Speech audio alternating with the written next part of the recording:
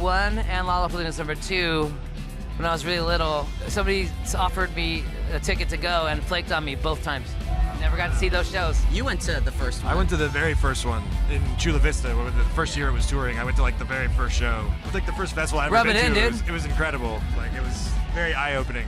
Like, well, I would have loved to have had that experience with my friend in Flake, but they died in a fiery crash, so I guess I escaped. Going to Lollapalooza, yeah, scary. No, I'm just kidding.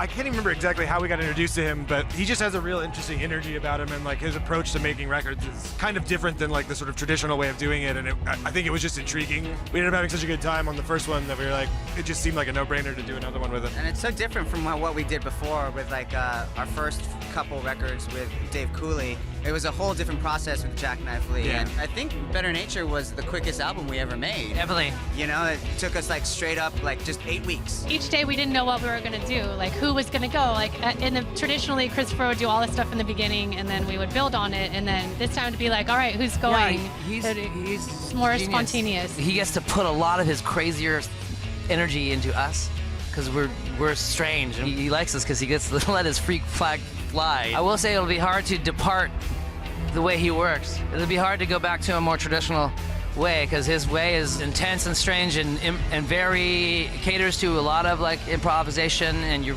gotta really be in your game because it's happening. You just gotta be quick and fast because the stuff's flying around you, and it would be hard to not have that energy again.